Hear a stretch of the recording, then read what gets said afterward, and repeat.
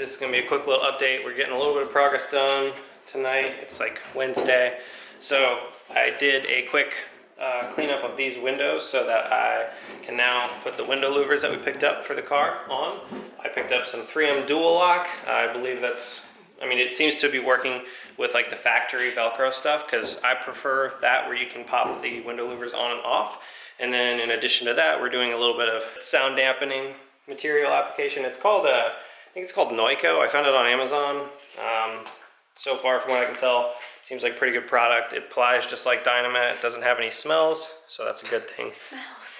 Sometimes they use like lower brand stuff uses like asphalt in here instead of butyl, which is like the, yeah, so you get weird smells.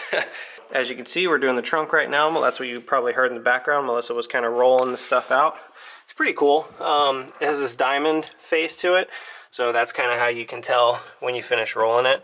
So you just like take the roller across it and it flattens out the diamonds, and that's how you know it is applied to the surface. But Melissa already did all this stuff, so I'm just kind of showing you guys.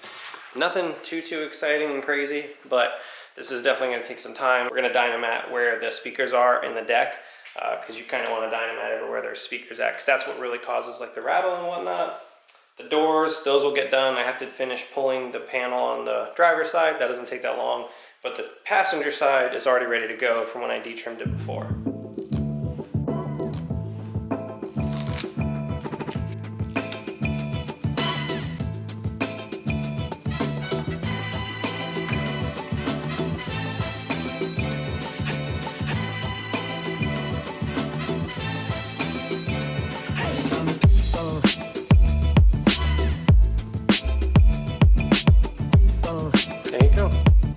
So what I usually do is I just kind of grab like here in the middle-ish.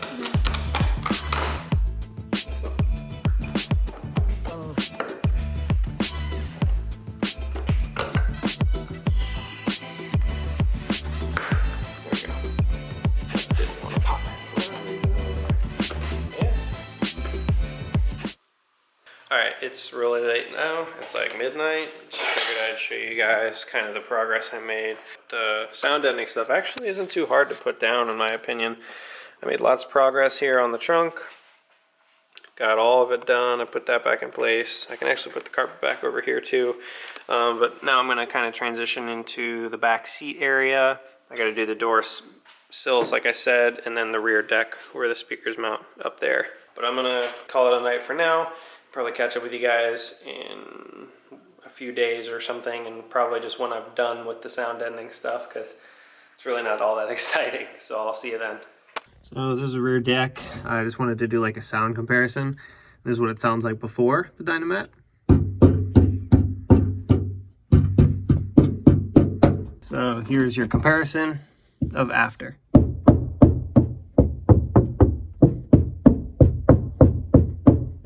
I was knocking fairly hard to try and give like a good idea.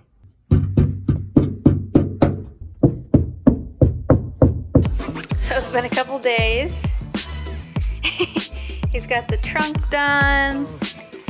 He did this door, but he already put this door back together. He did the whole back seat. And now he's working on this other door. He's been doing it like what, took you what, 3 days? But like not straight, like he's been coming back. I mean, I've just been coming down and doing it in chunks. Evenings or something. Yeah. So, I don't want it to seem like it's been 20 hours of work, but it hasn't. No, probably total like 5 hours. Like that, yeah. Maybe 6. So this is the old carpet that was in there. This is the new carpet that Brian picked up, and I just took the time and vacuumed and cleaned it. It looks like 1,000 times better than that carpet over there anyways. Alright, so it's a fair bit later now. The doors are all done. All the Dynamat stuff is complete. I've done like a final cleanup of the interior and whatnot. So we're all good to go in here to put the carpet back in. So that's what I've been working on, is the carpet, getting that all ready to go. The clips for the floor mats on the passenger side weren't on this carpet when we bought it, so I had to swap those over. And then I also am probably going to trigger some people, but I cut the new carpet right here and here because those connect like underneath the dash. So the only way to really swap the carpet out without cutting it is to pull the entire dash. And in an effort to try and save a little bit of time and not pull the entire dash out just for the carpet, I'm just cutting it, and then if you saw the little zip ties, that's essentially just gonna stitch it back together. And it actually kind of will work moving forward too in the event that the carpet ever needs to come out again. You just cut the zip ties and it's gonna be really easy to pull out.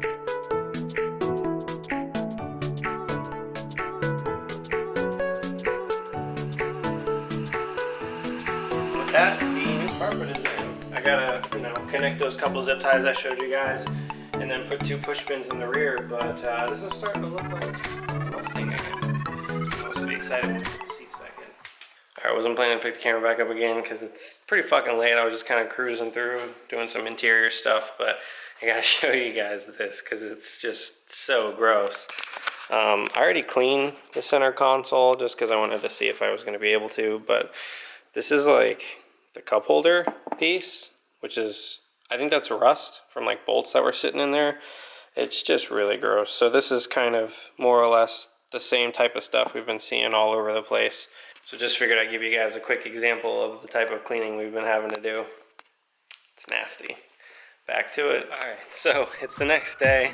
My beard is gone. I trimmed it, but I've been working on wrapping up some of this interior stuff. Melissa, she did a little bit of sewing on the bottom portion of the back seat. I'll show you a quick picture on the screen now. There was a little bit of fabric that was kind of torn where like I guess it clips onto the plastic to keep the fabric from coming off the seat. So she fixed that. It's all back in the car now, and I just was doing a little bit of repair stuff on the front seats. The bottom of the brackets here, they were kind of rusty and whatnot. So I took the little metal wire brush to it, cleaned it up a little bit, threw some paint on it, just waiting for that to dry. And then we'll be able to kind of finish putting the seats in the interior, and it's gonna be all done just about. We're missing the airbag. I gotta order that. Not a big deal, but it is looking really nice in here.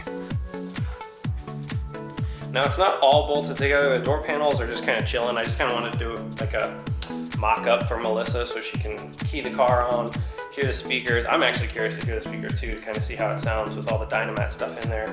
We are still missing the subwoofer for the Shaker 1000 system. I'm trying to figure out how to pick one of those up. Somebody said they would send it to me. We'll see if that works out. Aside from the driver's side, like air vent, I think we have everything in terms of the interior and then the airbag, but that's on order, so that's pretty much taken care of.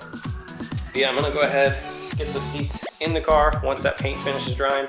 Let Melissa come down, do a key on, ignition, just kind of get the electrical going, turn the radio on, see if all the speakers are working, see what she thinks. All right guys, figured I'd show you all the finished interior now that we're all done. What do you think? Good. Yeah? Yeah.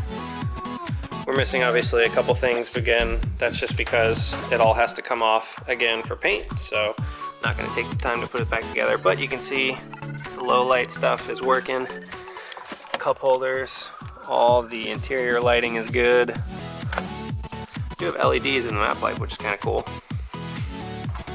Yeah. These seats up, came out really good. Yeah. Nice. That was like really aggressive sounding. Yeah, well, like I said, there's no weight to it. How's that door feel? Kind of heavy, right? Yeah, actually. Yeah. Mm-hmm. But like, when you close it, it feels kind of satisfying. Oh, yeah. You just gotta be obviously mindful when you close it. Don't close it super hard.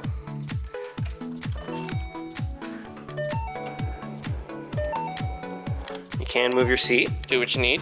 Oh, there's something wrong with my tires. And I have no gas. Well, damn. So everything is working in here, which is a good sign. We just wanted to kind of play around, make sure the speakers and all that stuff work. But so far, so good. Yeah. All right, we got working speakers now. Happy Missa.